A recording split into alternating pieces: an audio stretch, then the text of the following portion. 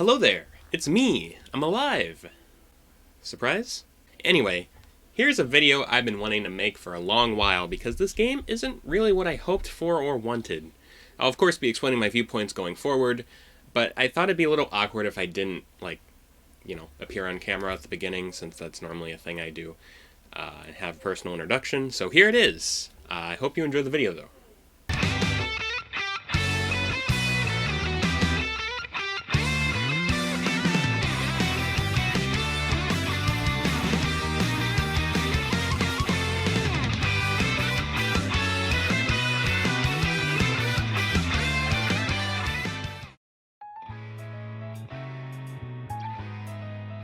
Team Sonic Racing is the most recent game in the Sonic the Hedgehog series, and to an extent in the Sonic and Sega All-Stars series as well. It has a story mode, local and online multiplayer, car customization, and much, much more. So what's not to love? This sounds really cynical to say, and I don't really want to be that guy, but I just don't really like Team Sonic Racing as a whole. I was really hyped for this game when it was first teased in March of 2018. A new Sonic Racing game? Sign me up!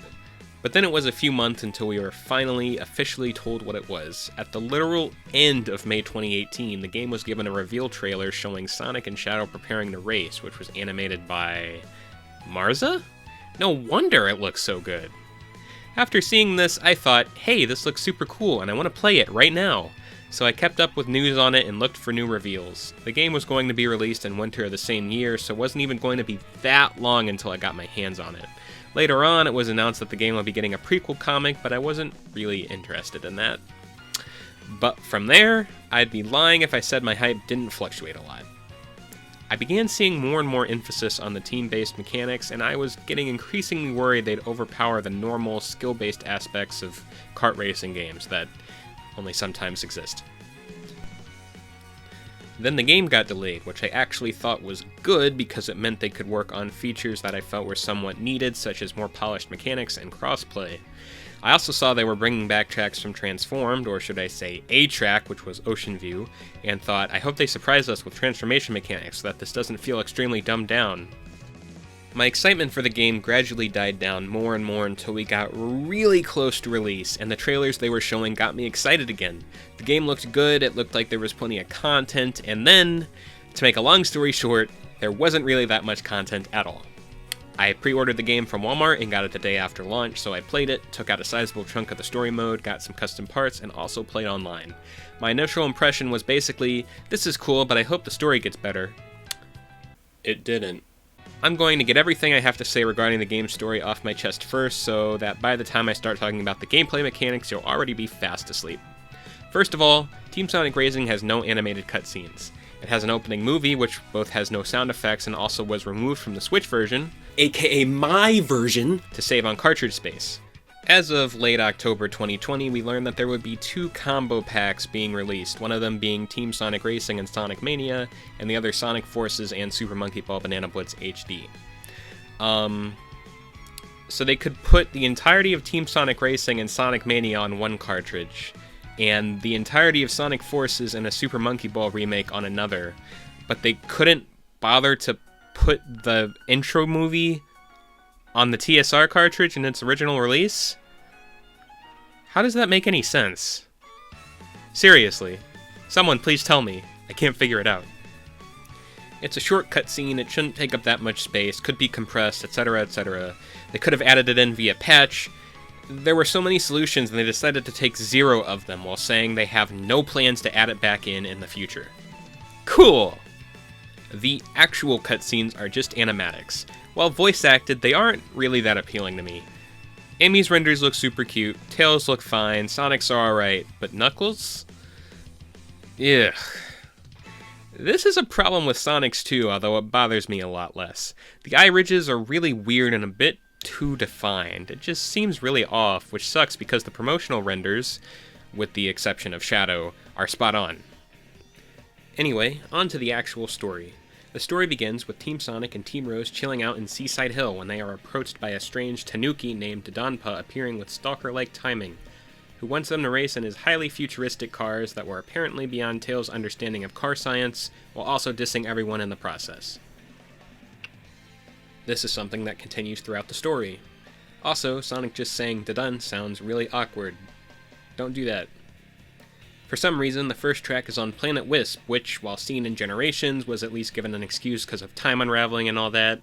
At the end of Sonic Colors, the Wisps and their planet just kind of dipped, although there were Wisps in Lost World, and whatever. I don't actually hate the Wisps as an idea, but it seems like they gave up explaining. Oh wait, they did that 10 years ago when Sonic Colors drastically changed Sonic's personality. Oops. Also, this is weird. Big asks if he can go onto Dodonpa's spaceship with everyone, and Dodonpa responds, "Why not? A large feline such as yourself would be an asset in any race." What does that mean? In response to this, Omochao says, "You're going big, then Amy and I will go with you too. After all, we're a team."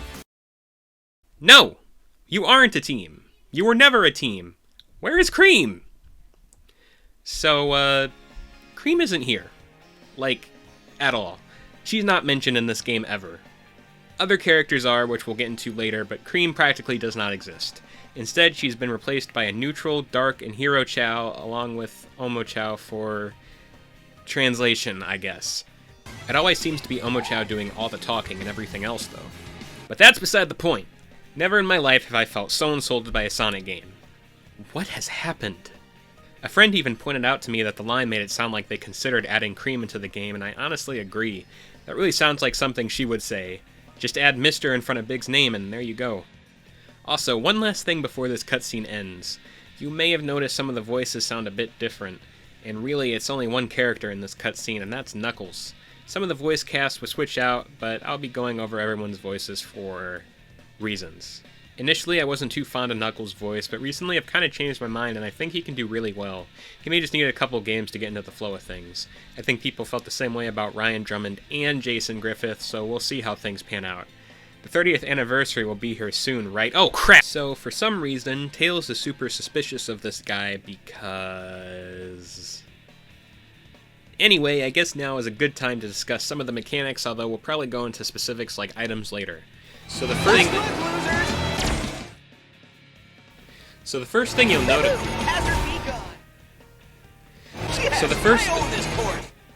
So the first thing you'll notice is that the characters don't shut up. Sorry, please excuse me. This game sees the return of in-gameplay dialogue. I'm going to flat out say that I think this is a really good idea, but I'm not a huge fan of the execution. I'll go into more detail later, but basically I don't think people talk to each other enough. But for a quick overview of what's going on here, this game has a number of unique mechanics and some basic things as well. There's your typical power-ups or items, which come in the form of wisps, with one exception. We'll talk about them both later. For new stuff, it's all based around teams. If you haven't figured that out with how much the word has been thrown in your face since this game was being marketed, then I'm sorry, I guess. I don't know. Not really that important because I'm telling you now anyway. That gold trail that's left behind you is something that only your team can see. It follows behind the player on your team in the highest position, so if I'm in 3rd, Knuckles is in 4th, and Tails is in 8th, something that seems to happen rather often, it will trail behind me until one of my teammates passes me, and then it will follow them, etc. Driving along this trail will build up to 3 stages of boost depending on how long you stay within it, and when you exit the trail, you'll activate the speed boost, which is known as a slingshot. Pretty self-explanatory name. Next, we have a mechanic called the Skim Boost. This occurs when a teammate passes you while moving at a much faster pace. It shoots you forward, letting you get back up to speed easily when you get spun out by an item, or if you're just moving slowly. It can be possible to sort of rubber band back and forth for a little while, but you can usually only do it once or twice. This is another fantastic idea. In theory. We'll come back to it later as well. Last but not least, there is the Team Ultimate. In order to use this, you have to first fill the little glowing bar you can see behind your vehicle. It typically seems to fill at about the same rate for your whole team, but doesn't necessarily have to be activated at the same time, although it very much should be. This makes you invincible, plays a theme song related to the character, and holy crap, it sends you flying to the goddamn moon. Anyway, the remixes are really good this time. I wasn't the biggest fan of the Reach for the Stars remix they used for Sonic's All-Star Move and Transform, but they use a cool rock remix of it this time, which I like much better. This is also the only game where I'll tolerate listening to Follow Me and... is that... Velanova? Races are scored based on a sort of point system where you'll earn a specific amount of points depending on which position you place in when a race ends. First place gives 15 points, second gives 12, third gets 10, so on and so forth. Whichever team has the highest overall points at the end of the race wins. There are other types of races such as Elimination and Grand Prix, but you shouldn't be surprised that instead of taking the time to explain this, I'm gonna say, we'll get back to it. Danpa immediately starts being ominous as early as the second text bubble. Some of you might not survive at all. Ho, ho, ho, ho. And Amy says that his laugh sounds like Eggman's? Anyway, the cutscene ends there, and we go into the next stage and also the next cutscene. Or do we? Haha, I have tricked you. Now for a segue into an explanation on vehicle types. Oh, damn, that was the segue. This game has 3 vehicle types, which might be familiar to you if you've played the Mario and Sonic at the Olympic Games series. Oh god. The 3 types are speed, technique, and power. Speed types are, well, not quite the fastest overall, but they have the highest top speed. They also have this thing called a radial burst, which activates when they use a level 2 or higher boost, either by hitting multiple boost pads in quick succession, or by releasing a drift boost after drifting for long enough, thanks Sonic News Network, which will destroy any wisps nearby, such as a rocket or an eagle wisp that's just about to hit you. It, doesn't work in online. At least not Switch Online, but from what I remember seeing on the official Sonic streams, it was a huge mess on the other platforms too, just with actual graphics instead. Did you know I almost got to race with the Sonic social media crew? I left the lobby at the same time as them joining and just kinda died inside. Oh well, I probably would have gotten disconnected anyway since my internet does that sometimes. Okay, tangent over. Onwards to the technique types. Technique types have the ability to reward you for driving terribly. What I mean by this is that they allow you to drive off-road, on ice, and even lava, and you'll drive at normal speed.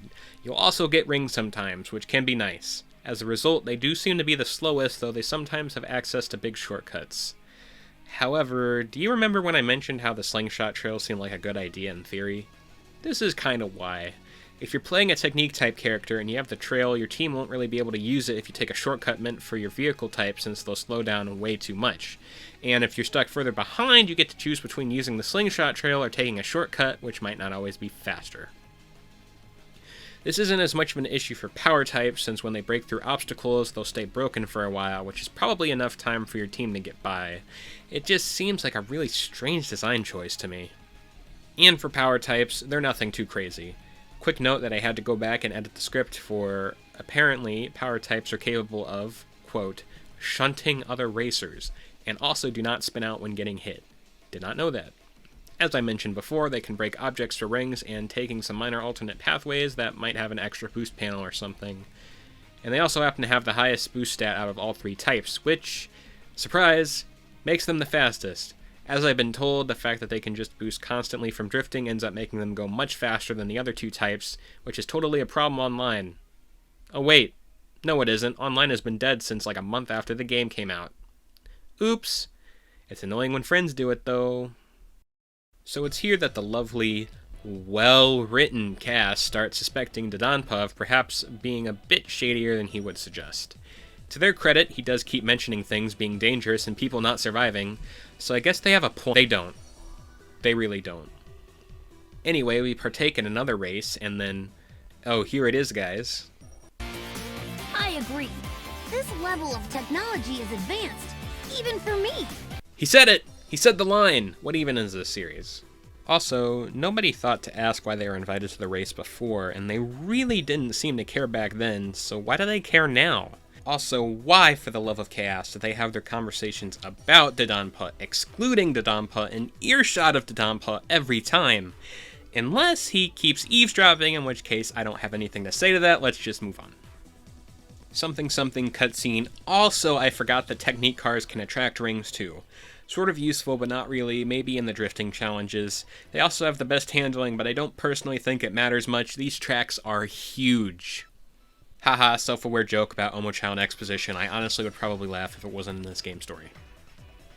At the end of each story chapter is a Grand Prix, where you need your team to have the highest overall points after 4 races, and then an elimination race, called Survival, where you need to not be in the last 3 positions when the timer runs out.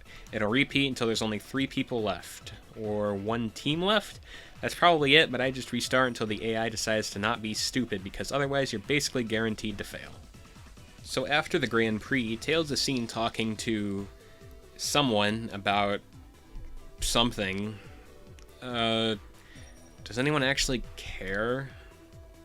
After the elimination race, Dodonpa says something weird in general, and Amy stands up for herself, which sounds like a comic book or kids show. Why is this game written with this pacing and tone? Although Sonic chiming in with, And the day is young. is actually pretty funny.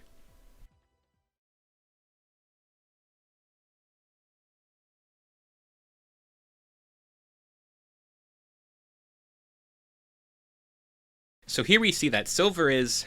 Wait... Actually, never mind. So here we see that Silver is... Oh my god, what is wrong with his voice? Good to see you, Blaze. I noticed you got the same mysterious invitation that I did. Sorry, Silver's new voice actor. I don't necessarily think you're doing a bad job, but I don't really agree with the decision to change Silver's voice so drastically. His last two voice actors sounded similar enough that it seemed like they had defined his character.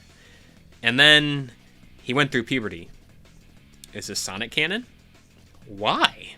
Also, Blaze is here, her new VA is good. Vector is also here, and his voice acting in this game sounds pretty much like any other Vector. But this cutscene also highlights several problems I have with this game. Firstly, where the hell are Charmy and Espio? Why not add them into the game? You can't possibly tell me you think there weren't enough character slots when you add a character we will talk about later, and you cannot convince me that it would ever make sense to pair him with Silver and Blaze. Silver and Blaze as a team? Yes, absolutely. Makes perfect sense. But Vector does not go with them. He has his own teammates. 2 of them, in fact. And here's where the rest of it comes in. Charmy and Espio are not featured in this game, even though you could easily have made Team Chaotix, which would mean more playable characters, a good thing. Cool vehicle designs, a good thing. And more content. Ah! Also, this would have solved the Team Rose and Chao issue too. Did you really want to make the Chao a racer and couldn't figure out who to take out of the game? Guess what? You did not need to do it at all. Give the Chao to Silver and Blaze, say that they really wanted to race but didn't have anyone to team up with, and make them a power type. There you go. Or switch the typings around, it really doesn't matter, but it would have been so much better than excluding a member of Team Rose for Omo Chao. Let me say it again. Omo Chao. And would have meant more playable characters and more dialogue, the last good thing. You can't just pick and choose which Sonic characters exist at any given time. That's not cool. Also, in this cutscene, Silver says the following. You seem quite determined, Vector. We'll go, but only to bail you out of trouble when it happens.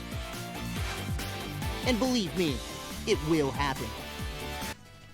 There were a couple more things to take away from this. The first is that Silver volunteers himself, and, more problematically, Blaze to go with Vector. Maybe they're just good enough friends that she doesn't mind, but I'd probably have second thoughts. Next, Silver says they're going to bail Vector out of trouble, and that it will happen. I know Vector isn't the most responsible character, but why would Silver know about this specifically? I don't think he actually knows much about Vector, and I don't think they've appeared in a ton of games together.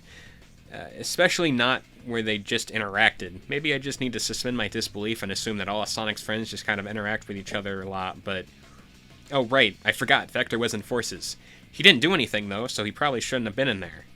Just like every other character that wasn't Sonic. Who also didn't do anything. Damn it. But back to the main point, it's just a strange interaction. Need I remind you that pre-release interviews said they wanted to make a Sonic racing game canon to the Sonic series, which means no Sega All-Stars crossover.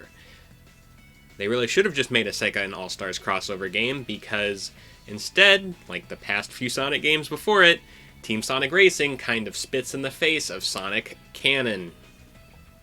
After the next race, Vector asks Amy if she trusts Dodonpa, and she responds by saying she trusts him, quote, about as far as I can throw him. Amy is a very strong character. That seems like a dumb line to give her because she could probably throw him very far. Have you seen that hammer? So, in the next cutscene, it's revealed that Silver received his race invitation in the future. Apparently, Dodonpa can time travel very casually, and I don't think anyone pays quite enough mind to it, despite the fact that they all seem super suspicious of him.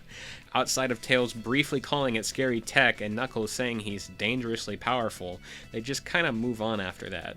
Does no one think that maybe leaving the guy alone with his time travel technology would be a bad idea? Also, this is just a legitimate curiosity thing, but I wonder how long this story takes place over. A few days? A week? A month? Do they have time to sleep, or is every race just the fastest race in the West? Not super important, but I don't know, just a thought, I guess. Anyway, Blaze is still from another dimension, which is at least one thing they're keeping consistent. More, man, he seems powerful. Anyway, how's the weather? Because everyone has the attention span of a pencil, and then there's another Grand Prix. There's usually dialogue at the beginning of a race in story mode, and the first race in the Grand Prix features Amy dissing Blaze. I'm not sure if Blaze acting entirely regal fits with her personality, but overall I think it's a good exchange. I would like to see more of that and less furry blue hand jokes. Yeah, that's a thing. Anyway, Eggman is here. Yay! Oh look, Tails and Vector are talking mysteriously and they stole my joke. Knuckles says something funny in response, and then... Oh geez, I forgot he specifically asked why Vector, Espio, and Charmy weren't a team. Honestly, it's a good question, but I would really have preferred that they were actually playable. In the game. Oh well, I guess. Cream didn't even get a mention. Jeez. Now I will take a brief intermission from the story to discuss one of this game's more advertised points. Customization. I actually like this feature a lot. So basically, here's what happens. When you beat a race, you unlock these coins depending on how well you did and what difficulty you were on. You can spend those coins to unlock mod pods, which have a chance of giving you either a part or an item you can use before a race, which is called a bonus box. These parts belong to one of 3 different categories: front, wheels, and rear. They can also be customized further by changing the paint job. There are also legendary versions of these parts, which are gold and can't have their color changed at all, and are rarer but otherwise functionally identical to the regular version. The way paint works in this game is that you can choose a paint kit, each of which has 4 different colors. You can assign one of these colors to each car component, plus a color for the glow that some parts have, like on Silver's car, for example. You also get to choose the finish, be it matte, various kinds of metal, and all this other stuff that I typically spend way too much time looking through. Honestly, this is one of the aspects I think they did best in the game. It's super cool and I love customizing everyone's cars. You can even set a bunch of presets that are saved globally so you can use the same paint job on multiple cars. There's also decals, which are saved with these presets and can also be color customized. Every character has their own paint kit, but they can use anyone else's as well. There are also paint kits you get for completing the story, as well as completing every stage in a chapter on Expert. These are all based on levels from the Sonic series. Music Plant might be an interesting one to you, as we haven't really seen much stuff from Sonic Advance in recent years as far as I know. Lastly, you can customize the horn for your car. As before, each character has their own, and there are more you can unlock from completing the story, in addition to some from doing various bonus objectives just like for paint kits. There are a lot of horns. You're able to change all this in the garage, but you can also change them when selecting a character before a race, which is a super convenient feature that I use often, on the occasion that I play with friends online in particular. Alright, all that's over. Let us traverse forward through the story. Something, Sonic is right, and I would have liked it if we got playable egg pawns. Also, Team Dark is here now, and also Shadow's voice has regressed back to Generations. I thought he did a really good job in Forces, so hearing him like this again is disappointing. He almost sounds like a pirate. He also seems kind of one-dimensional. He and Sonic briefly talk about Dodonpa, and Shadow mentions how he doesn't know what Dodonpa is up to, but if he's working with Eggman, then, quote, "I'll crush him too." I guess I really shouldn't be surprised, since this seems to be the direction the series has taken with basically every character, but he had a lot more depth before. He had arcs across SA2, obviously, Sonic Heroes, and his own game, and possibly even Sonic 06 to an extent, that all seem to help reinforce that he is his own person and does have his own feelings about things and isn't just out to be evil for no reason. Even in Forces, the game right before this, he had more depth than this wet piece of paper in TSR. It's like Boom Shadow again, who was... Your shoddy craftsmanship brings shame on all hedgehog kind. weird. The biggest slap in the face comes from the fact that sometime after the game's launch, they had another Twitter takeover where some of the voice actors answered questions with scripts that Aaron Webber wrote on the spot, and Shadow, not to mention Sonic and Tails as well, sounded far, far better than in the actual game. Challenge accepted. Although there is no challenge. Recco, I don't think we can legally allow Eggman to keep talking, so I'm going to cut the mic here. Thanks for your question. So, Eggman is asking Dodonpa about his ultimate energy engine, and Dodonpa says that the former will be pleased with it. This leads Silver to immediately say that it was a trap and that the two are in cahoots. He also says that Sonic and Shadow will be the end of them due to being in the middle of a race, which is a bold claim coming from a character who hails from a destroyed future. I mean, funny rivalry. It's not like Sonic cares about what's going on anyway. I like that plan. The keep racing part is my favorite. Shadow is going down! Also, Omega finally shows up in a cutscene, and I think his voice is actually pretty good here. It's not quite the same as in Heroes, but it sounds much more like the Omega we knew before than the one in 06 did. Forces did a good job of sort of setting things up, but I think the voice actor had time to really nail it this go around. And then we have Big. Oh no. So the writers did something really bad and wrote Big to be a dumb character, and I don't mean simple like how he's always kind of been written up to this point. He's literally written to be an idiot. I can't understand why this was done, and it does not feel like his character in the slightest.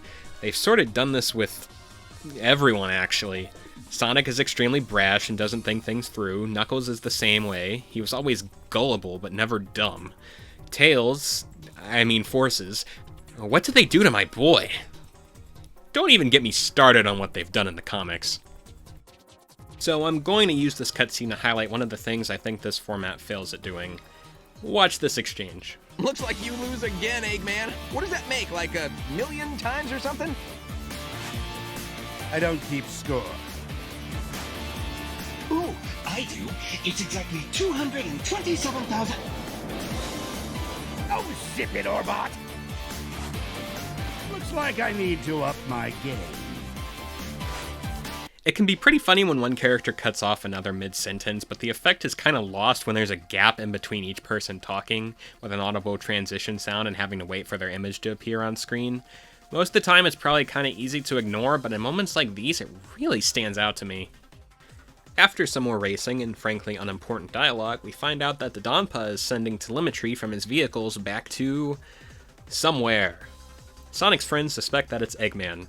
Then we get this wonderful exchange. Why does everybody think that Mr. Paw is telling our secrets to Eggman? Oh, I don't know. Maybe because they're both evil, conniving super scientists with funny mustaches? I have a funny mustache. Does that make me evil? We also learn that Wisps are apparently good judges of character. It also sounds like Big is made to be wrong the majority of the time. Also Metal Sonic, because why not? Also, this cutscene is funny. With Metal Sonic in the mix, this race could get even more dangerous. I don't like that mean robot. He's just a fancy tin can. Nothing to worry about, Big. Actually, he's slightly more dangerous than a tin can. Well, he races like a tin can. Let's get back on the track. Why did Sonic decide it would be a good idea to trash talk Silver when he's very obviously distracted? At least the pre-race dialogue is funny. I'm so gonna own you, Silver. Okay. No, you're supposed to say in your dreams, Sonic. In your dreams, Sonic. Too late. The moment's passed. Multiple races later. So, Team Rose are talking in the ice cavern place, and Big says he notices a big guy hiding in the shadows. He also says a cloud looks like Froggy. There are no clouds. You're in an ice. That's nice. Come on, we need to get going. The race is about to start. I wonder if... Amy, you don't just say that to someone. Especially if you already think they're dumb. What the hell? Okay, so SBO and Charmy are mentioned again here. I still rather strongly believe they should have been playable in this game. They don't even appear on screen. Obviously, anyone who's played more than one Sonic game probably knows who they are at this point, but if someone was just playing through this game without any prior knowledge of the series, they'd have absolutely no clue. Just put them in the game. Sega. Please. Moving on, this line is weird. Silver asks Omochao if there's a way to keep an eye on the entire track at the same time, and this is how Omochao responds. One person can't watch the whole track, but a whole lot of people can watch one track. Or in this case, many chow. It does seem phrased correctly, but it just sounds weird to me. Maybe it was the delivery? Oh well. I also don't know why Omochao specifically mentioned Dark and Hero Chow by name. He didn't explain it as though the Hero Chow would react negatively to something bad happening and the Dark Chow would react positively. It basically just felt like Sega saying, hey, we mentioned that there's more than one kind of Chow. We get a free pass now, when they don't. Also, that steering wheel looks like a face. Even more races later. Rant time. Zavok is here. Oh my god. Okay, so I kind of hate what they've been doing with Zavok. I didn't particularly mind the Zeti, although they were supremely shallow even when compared to Shadow's motives in recent games. But with Zavok appearing as an illusion in Forces, and now in this game, they're basically saying Zavok has always been in the Sonic series, and has always been a recurring character, ever since Sonic 1. Don't you remember? Also, they changed his voice actor. Cool. You know what isn't cool? The fact that he is an idiot now. What is the series' obsession with making characters complete incompetence? The only exception in recent times is Blaze, who, in this game of all games, is shown to probably be the overall smartest character in the game. Which is good, because when Blaze is shown to be actually stupid, then we lose the game.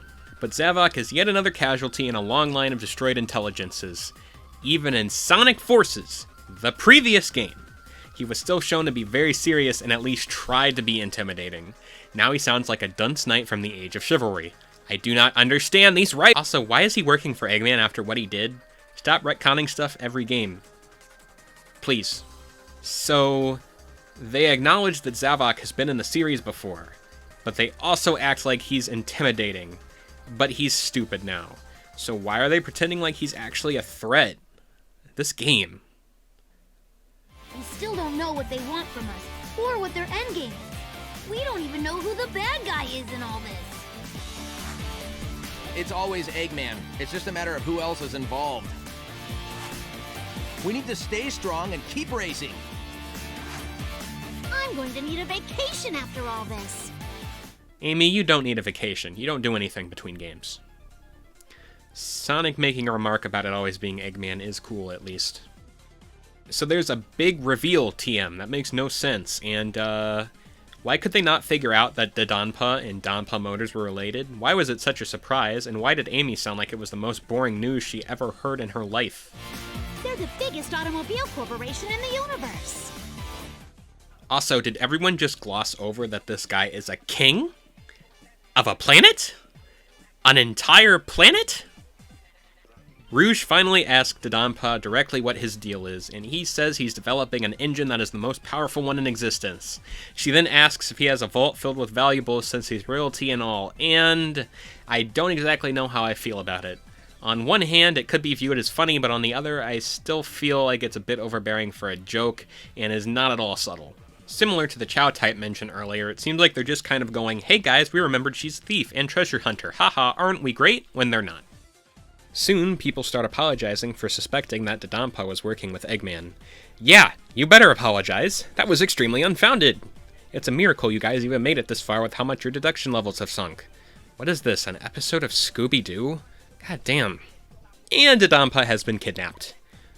Who could have seen that? Yeah, I won't bother finishing this sentence. Alright, so with Dodonpa kidnapped, the crew made their way to Final Fortress. It's a damn shame this game had to be the one it returned in.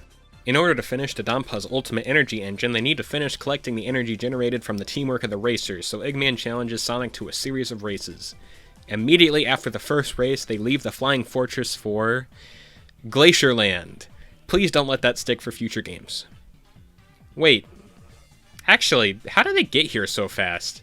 This feels like going through Forces all over again. Zavok makes it sound like he's an artist working for exposure or something with this line. All three of you are terrible. What do I pay you for? I do not get paid. Not the way you drive. Shadow, what do you mean you guys will come in there and get him? Clearly you are on Planet Wisp. Ugh. Also, Tails, nobody ever mentioned anything regarding marbles before now.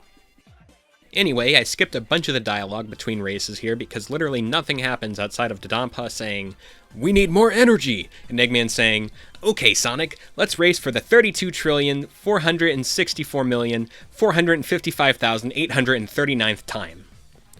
For the final race, Eggman is finally able to activate the Ultimate Energy Engine, then puts it in his quote-unquote monster machine, which is his normal vehicle, but with a Forces model Death Egg robot head on it? I'm confused. Also, Eggman drives into a laser immediately at the start of this race. Get a load of this jerk.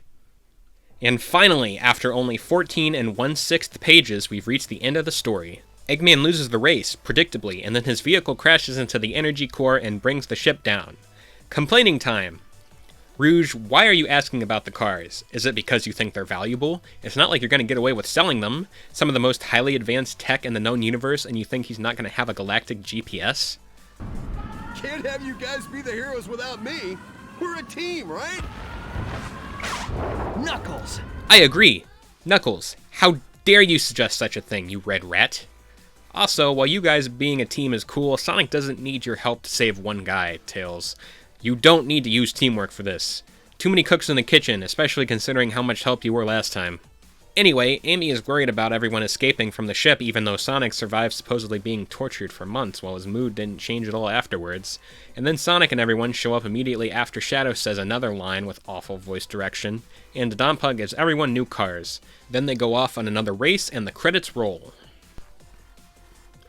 Welp, that was an emotional train wreck.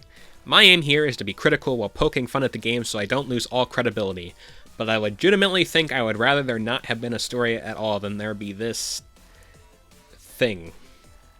As usual, all of the characters feel out of character.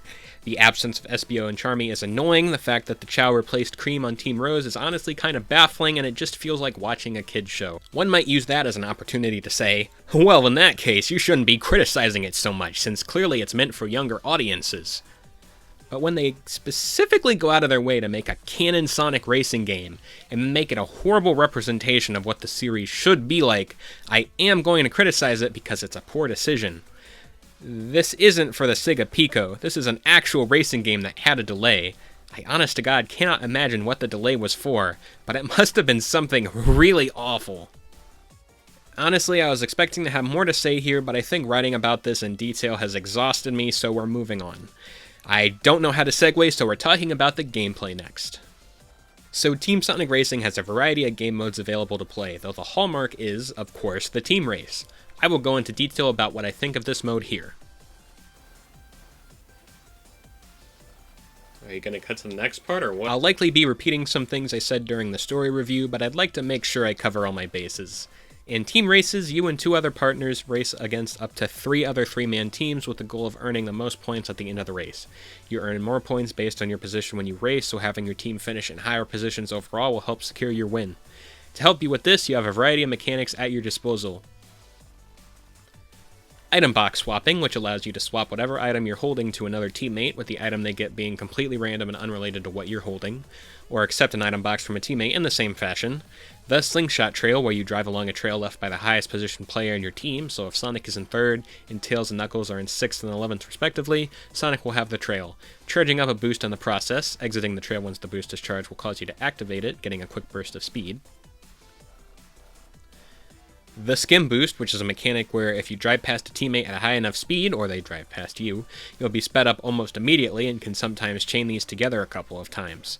These are mostly intended for getting you back up to speed after you get hit by an item, but it isn't restricted to this one use case.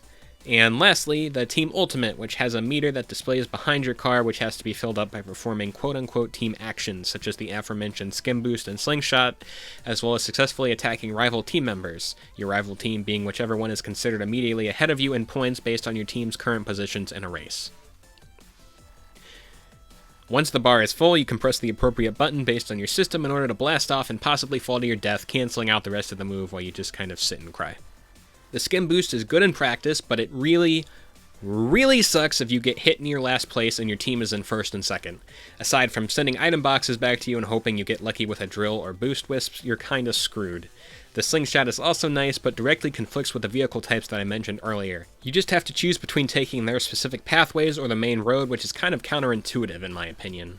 As for the wisps, there are many, and all of them are taken from Mario Kart. They're taken from Mario Kart. It's the truth. The only exception I can think of is the Quake Wisp, which is just the Hornet Swarm from Sonic and All-Stars Racing transformed. Also, a couple of them are exclusive to different types, which is honestly pretty arbitrary since the intention is just to let you potentially get them from your appropriately typed teammates anyway via item box sharing. Additionally, some of them have a chance of being tripled when you pick them up, which is mostly the projectiles. The list of wisps is as follows: Boost, Rocket, Eagle, Cube, Quake, Spikes, Lightning, Void, Ghost, Laser, Rhythm, Burst, Bomb, and Drill. There's also an invincibility item, and it's weird that it's the only non-wisp item for multiple reasons which I'll get into later. Starting off with what is arguably the most basic wisp, the White Wisp gives you a quick speed boost just like boost power-ups in previous games. Not too much to say here. The Rocket Wisp is your standard projectile, functioning almost identically, if not identically, to the Firework and Transformed. It bounces off walls, can be fired behind you, etc. The Eagle Wisp is your homing wisp. It will be destroyed if it hits a wall, but it has the potential to chase you really far across the map for some reason. Also, it kind of sucks and goes off the map pretty frequently in online play. The Cube Wisp is pretty much your banana in Mario Kart. You can toss it in an arc forward or leave it behind you to either block an oncoming item or maybe surprise an unsuspecting opponent. The Laser Wisp is not useful. It sends this laser beam really far forward, and it's possible to hit other racers with it, but I haven't had a lot of luck in my time playing this game. It doesn't seem to do much at all. It happens to be exclusive to power types.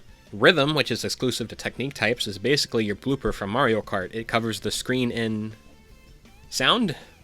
I don't think that's how that works. The Spike Wisp gives you a shield that you can use to ram into enemies and deal damage to them. Otherwise, it doesn't really seem to do a whole lot, although it is very annoying, exclusive to power types. Burst leaves the fiery equivalent of an oil slick behind you, arbitrarily choosing when to actually do damage to someone who drives into it. It does disappear after a short distance, but the hitboxes will leave you scratching your head. It's also exclusive to speed types. Void creates a vortex that can suck in items, be they rings, item boxes, or oncoming attacks, and also maybe deals damage to enemies? Maybe? Also, it's exclusive to power types. The Bomb Wisp bounces a couple times when you throw it forward, or just sits pretty much in place if you leave it behind you, where it will sit for a brief second before exploding. It can hit multiple enemies, but with how big the tracks are... yeah, another not very useful item. The Ghost Wisp makes you invincible temporarily, allowing you to pass through players and also causing items to pass through you, while stealing an item from a nearby player if possible. Unfortunately, you can still take damage if you fail a stunt, and you also can't collect rings. Dumb. And the last three wisps are all catch-up items. Quake is essentially the Hornet Swarm from Transformed, where stone pillars will erupt in front of first place. On some tracks, this is entirely trivial, and on others... yikes. Your team can drive through it without taking damage, however. Lightning is precisely the same exact item in Mario Kart, without the shrinking. It hits all their players on the track, slowing targets down for longer the further ahead they are in position. And the Drill is the Bullet Bill. You're put on rails and sped up while being able to deal damage to other racers you pass through. And finally, there's the Invincibility, which is exactly what you would expect. It gives you a short duration of invincibility from almost everything, and apparently a minor speed increase as well.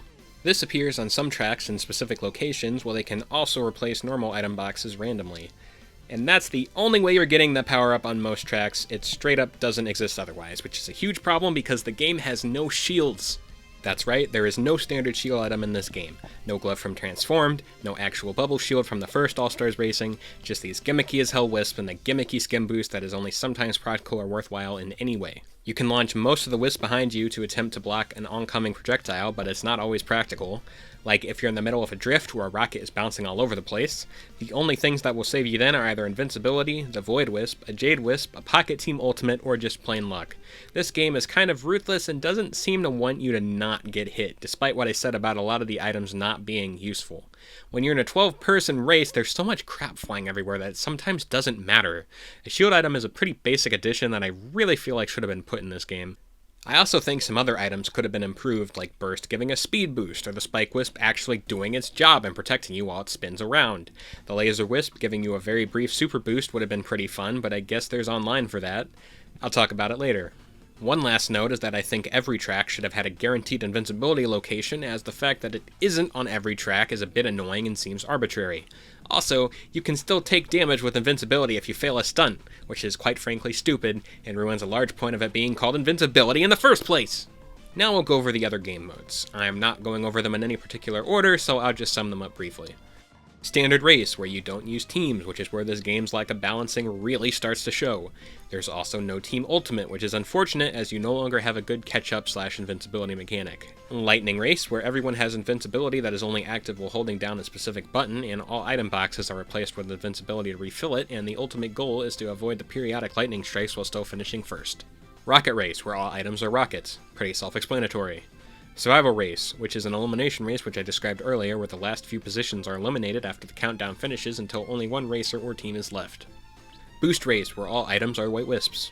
Vampire Race, a race type with a strange name where your rings will drain automatically and you can use the Void Wisp to steal rings from other racers. King of the Hill, where you get points for being in first place and aim to be the first to hit a certain point threshold in order to win.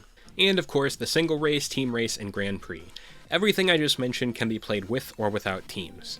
There are also some single-player exclusive ones, some of which are story mode only and exist solely for the story, such as racing against Eggman in teams of egg pawns, a challenge where you have to destroy a bunch of egg pawns to get points before time runs out, a drift challenge where you have to carefully drive past checkpoints to get a score multiplier and more points before the time runs out, destroy targets with rockets and your car itself, and a traffic attack. Oh god. There's a decent amount of variety here, although honestly the novelty of most other modes wears thin after a bit. Maybe it's just me, but that seems to happen to most kart racers I play. This game is also especially tiring though. As I mentioned before, I do wish the standard races still had the Team Ultimate, even if there's no team. It's a powerful move that the game is built around having, just like the Skim Boost and Slingshot, and its absence is very noticeable. Which is a shame, because I usually play standard races on those occasions I play online with friends, so it's ultimately kind of a mixed bag. Haha, ultimately. Something else I wanted to touch upon was how they tried to do in-race dialogue, where I kind of assumed they wanted to capture some of the vibe from Sonic Heroes. Unfortunately, I think they kind of missed the mark. See Figure A.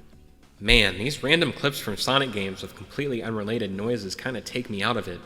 Why can't they record new ones? Never mind, the reused clips were fine. First off, let me get this straight. Most of the writing for these is just flat out weird. You're probably aware of Tails saying, "Who's your daddy, Shadow?" There's also the matter of Sonic saying, "This lovely gem." I talk circles around myself whenever I get on the subject of Sonic series writing and voice acting. I don't know whether the localizers are responsible for this or if Sega themselves are making the decision to write the characters like this, but please stop. Please. It's so out of touch it hurts. A lot. It's not even like it could maybe, possibly be perceived as somewhat forced. It's almost more forced than the title of the previous game in the series. Okay, I do want to maintain credibility, so without making any more comparisons to forces, this entire game's writing is exceedingly mediocre at best. As mentioned before, I won't accept the argument of it's for younger audiences, because again, they said they wanted to make this canon. As such, I will put it under a scrutinous gaze. This ain't Sonic Boom, as much as the TV show was hilarious, so there's not really an excuse, I don't think. At the same time, with the way this fandom shares their opinions, all of us going in every which way with what we want, who's to say we'll ever get an answer? I guess the writing is doing well enough for the series because it really seems like they don't give a damn. And in this case, I have no choice but to reference the previous game because that was apparently up to their standards of having a darker tone. I know Shadow the Hedgehog and Sonic 06 are kind of laughingstocks, but those stories are way darker than a single line of dialogue and forces could possibly offer. Anyway, the interactions between characters are a swell idea, but I feel like it kind of falls flat on its face most of the time. You can't hear chatter between characters who are either not on your team, or that you did not just hit with an item, which kind of takes me out of it. Your team only really talks if they, A, share an item with each other, B, get hit, or C, run into a wall. It's not ideal, and it definitely doesn't have the same feeling as Sonic Heroes, although I don't actually have any basis to say they were modeling any of this off of that game. kinda hope they weren't. To clarify, this is a concept I would like to see revisited in the future, as while my reaction to it in this game may have ultimately been, it would be better off without it, that doesn't mean I want them to scrap the idea entirely. I just like to see them write the characters to be a bit more in character, and add some more dialogue between the other teams. I do kind of realize that some of the people may be worried about the characters not shutting up, but maybe there could be an option for conversation frequency or something, or the option to keep it between your team and people you hit, like this game. That way everyone wins, or something. Guess I should talk about the tracks and stuff here. There are 7 zones here. You'll see why there's quotation marks around it soon enough. Each with 3 tracks. Planet Wisp, with Wisp Circuit, Mother's Canyon, and Doctor's Mine. Seaside Hill, with Ocean View, Lost Palace, and Whale Lagoon. Glacier Land, with Ice Mountain, Frozen Junkyard, and Hidden Volcano. Casino Park, with Roulette Road, Bingo Party, and Pinball Highway. Sandopolis, with Sand Road, Booze House, and Clockwork Pyramid. Rooftop Run, with Market Street, Sky Road, and Haunted Castle. And Final Fortress, with Turbine Loop, Dark Arsenal, and Thunderdeck. So there's 21 tracks in total. However, of those 21 tracks, 9 of them are returning. Not the worst thing in the world, but that's 3 entire areas that are just completely old tracks. Granted, they do have a fresh coat of paint, unlike, say, Roulette Road's inclusion in Sonic and All-Stars Racing Transform, where it was relatively the same. There's new music for everything in this game, and some of it is damn good. Before I get ahead of myself, the critique. If you've played the previous 2 games, seeing Ocean View, Whale Lagoon, or the previously mentioned Roulette Road, which is now 3 for 3 in Sonic Racing games, again may be a little boring. Maybe not if you played them over a long period of time, but I've played enough of the games that they're still fresh in my mind. Also, you can't do the Whale Lagoon skip from the first game in TSR. A shame. Honestly, I think I feel the same way about returning tracks in this game as I do about returning stages in other Sonic games. I don't mind the concept at all, but I feel like they should always be a bonus rather than a core component. I feel like most other game series don't lean quite so heavily on a not insignificant percentage of their games being reused, even if they are completely overhauled in the graphics and sound departments. Seeing Sandopolis and Sand Hill in the form of Sand Road make an appearance is actually really great to see. Some of the original areas, like Hidden Volcano, are neat too. Ice Mountain is Cool Edge, and Frozen Junkyard is... well, there's a Death Egg robot from Forces there. I won't comment on it any further. This game also features a large number of composers all working in tandem with Jun Senoue of Crush 40 fame. Oh yeah, I didn't mention it, but Crush 40 composed the main theme for the game as well. It's not bad, but it isn't my favorite. Still, please keep them around. Featuring familiar names like Richard Jack, Hyper Potions, T-Lopes, Tomoya Otani, Tyler Smith of Danger Kids, and some new ones as well, there's a large amount of musical variety in the game, and I think it benefits from it. A lot of the soundtrack are remixes from existing themes, and I think all of those are pretty good. Ocean View has a new remix of You Can Do Anything from Sonic CD, and Market Street is a remix of the classic Rooftop Run daytime theme from Sonic Unleashed, possibly taking more inspiration from the Generations version though, because of course it is. As a couple of examples. Unfortunately, the songs for the original tracks new to this game are sort of hit or miss. To elaborate, a couple songs aren't the most memorable in all honesty, but I wouldn't call any of them bad. At worst, they're just that. Not very memorable, although I've memorized pretty much all of them with the unfortunate amount of time I did spend on this game for stuff like recording and playing with friends. Haunted Castle's theme, for example. It definitely fits the theme, but it doesn't quite grab me. Same goes for Clockwork Pyramid, what with its sort of but not really imitation of Arsenal, Pyramid, and Forces. Please make up your mind. The song is original though, make no mistake. But my favorite track in the game and favorite song in the game just so happen to be together. And guess what? It's a returning track and was composed by someone outside of who I mentioned. Wait for it. It's Lost Palace. Yeah, it's making its grand return from the first game in the series, but my god did it get a sprucing up. The track is absolutely beautiful now, and I'm a sucker for settings on beaches, near waterfalls, and in the middle of the ocean, and this happens to check all 3 boxes. Everything just looks great, and the song, I've been using it for my outro since I first heard it in-game. It's so cool! This song was composed by one Hidekuni Horita, a composer who has worked on Phantasy Star Online 2, a game I'm currently playing, as well as Mario and Sonic at the Rio 2016 Olympic Games. I feel like it kind of explains why the song feels so unique compared to everything else, and also very anime-like. I really like it actually, and I hope they continue to let other composers work on soundtracks going forward. I'd say most of the track layouts are okay, but it can be a bit hard to hit someone if you're not playing Team Race. Kinda goes back to the problem I mentioned before, where the game is really only meant to be played in a team race and seemingly only under ideal conditions. There's this cool shortcut in Hidden Volcano that took me a while to figure out the key to accessing it, but I don't think most tracks have anything like that. Frozen Junkyard has this wall, but good luck. And finally, there's the online mode.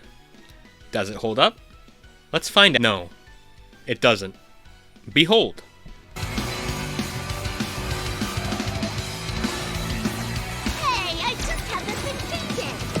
Online is pretty broken. I don't think it's just the Switch either, because I'm pretty sure the official Sonic livestream had problems on other platforms as well. Particularly from Xbox from what I remember, but it wouldn't surprise me if it was all of them. My internet isn't the greatest, but I sure as hell know that Sonic and All-Stars Racing Transformed does not behave anywhere near like this when I play with friends. Also, perhaps unsurprisingly, it seems like this game's online mode is somewhat dead, particularly ranked. The game has ranking tiers that are designated by specific badges: Bronze, Silver, Gold, Platinum, and Emerald. Shortly after the game launched and I completed story mode, I did a ranked match after a suggestion from friends. I was given the Emerald rank and badge immediately. The game also says rank will decay over time to encourage you to keep playing and keep your rank. Makes sense. It's been almost a year and a half. I still have the Emerald badge. The game can be fun online, but it is not at all smooth. It seems kind of unpolished and just disastrous at times. It's not unplayable, but it can be comical at times. Still, this game is pretty fun with friends, and I honestly think it's best enjoyed that way. It also makes the single player a lot easier too, but after coming back to the game to finish writing this review, I didn't have a lot of the same issues I had before, strangely enough. And finally, here's kind of a list of grievances and nitpicks I had with the game. However, this first one is kind of a big problem in my opinion. On one of the Sonic official live streams, Aaron Weber said the following. So there's two things I want to talk about for Team Sonic Racing real quick, because I think they're important to talk about. The first is DLC. And there were a couple options, and option one was to essentially not to take content and sell it as DLC later, and that was not something that I think the team wanted to do. So the team is in a case, and I kind of prefer this, which is just all the content that's going to be in the game is there right at launch. So we're not going to charge you like $3 later for characters that were cut out of the game or anything. It's all there, and you'll unlock everything as you're going through. We did not want to do the microtransaction route at all, and that's why we've got this different angle, which personally I think is a lot better, but we leave it up to you guys to obviously voice your opinions on it too. Hopefully everyone's cool with that route. But we'll see. We'll see on Tuesday, yeah. In that case, consider me voicing my opinion. That in the grand scheme of things probably won't actually matter, because if I have to make a 30-minute long video like I did with Forces to convey my opinion, then I probably lost the battle a long time ago. This video is about an hour long already. So, the main reason this was brought up was due to games like Crash Team Racing Nitro Fueled having microtransactions added post-launch, even though it was suggested that it would not have any microtransactions at all. This circulated on the internet very quickly, so if it was misinformation, I think it would have been prudent to quash it quickly and clarify the truth. Regardless, the decision to say that there won't be microtransactions is admirable, and so is the one to say that you won't sell cut characters from the game as DLC later. But here's the problem. This game is still missing characters. I realize it may sound somewhat pretentious when I say it this way, but I already complained enough about the lack of SBO, Charmy, and Cream. At the same time, it really feels like there's not enough tracks. It has the same amount of tracks as an immediate predecessor, but the overwhelming majority of those tracks had segments based around different vehicles and were more varied than Go Around 3 times. The tracks also felt longer overall, which is weird considering the fact that TSR seems like a slower game. Maybe I'll put Ocean View and Sonic and All-Stars Racing Transformed and TSR side by side and see how long it takes.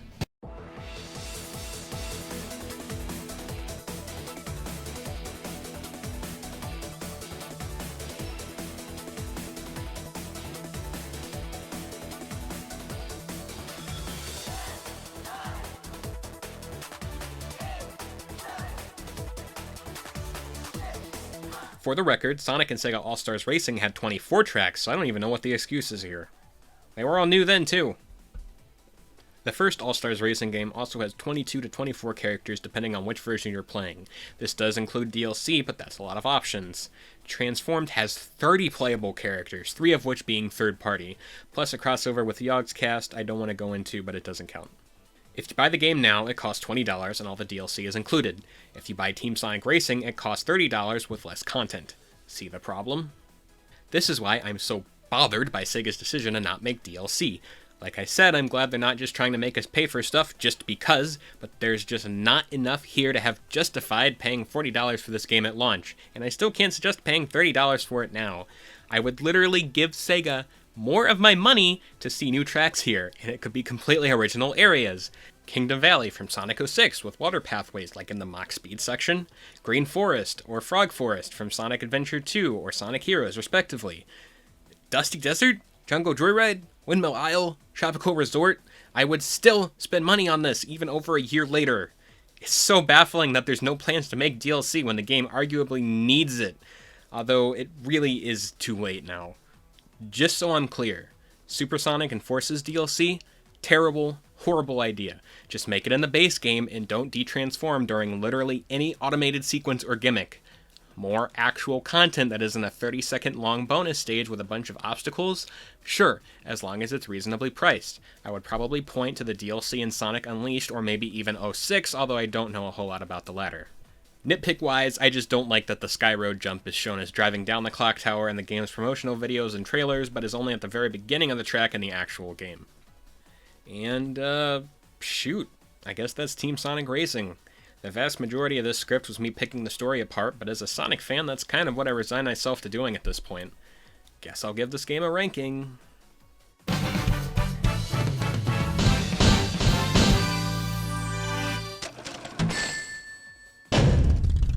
Honestly, far from the worst thing I played. If you can find it for $20 to $25, maybe give it a shot. Particularly with friends or family, because like I mentioned before, I think that's how the game is primarily meant to be played. At the same time, it leans much more into the sort of party game end of things with item balancing. So if you want something that is ostensibly more fair, I would recommend picking up the Sonic and All-Stars Racing Transform collection on Steam when it goes on sale, which is often, or when the Sonic Humble Bundle is up, which seems to be happening increasingly more often as time goes on. Also, final nitpick. Gear up, speed up is an awkward tagline, and it's entirely possible that what it was supposed to convey was just lost on me, seeing as I'm typically an exception when it comes to marketing, I guess. But still, it's odd. Sonic's 30th anniversary is creeping up on us with how long it took me to make this damn video, and because of that, it means that there's basically no way of my feedback making it into the next game in any meaningful way. Unless it's given the Metroid Prime 4 treatment and development is started over entirely. That's pretty unlikely, though. With that said, I hope that they take some of the criticisms people have had with the past few Sonic games in order to make a fulfilling experience that delivers in both the gameplay and story departments. As mentioned before, though, they seem pretty content with not making any major changes because Sonic Forces apparently sold pretty well, and the past decade of Sonic games has been pretty mediocre after generations. They recently said, well, fairly recently anyway, that Sonic games would have a longer development cycle going forward, quality over quantity and all that, blah blah blah, but I feel like this isn't the first time they've said that, and I really think that they should let their actions speak louder than their words. It's like saying, Sonic is just getting started. It's almost been 30 years. No, he's not just getting started. Please pick something else to say. And that's Team Sonic Racing. With this video done, I have to wonder what the subscriber threshold will be for my channel in order to ask other YouTubers to do collabs. If my artist video is anything to go by, probably not much, but I don't know. I guess we'll see. I think that's about all I have to say on the subject, though, so I guess I'll get going with the outro. Thank you so much for watching. Hopefully you enjoyed the video and found it either informative or entertaining, or ideally both. If you want to talk to me, feel free to leave a comment down below, or alternatively, check out my Twitter, which is linked in the description. I'll be back sometime, same place. Don't know when, just one of those things. And yeah. Thank you so much again for watching. Hopefully you enjoyed and will stick around for the next one. And until then, I'll catch you next time.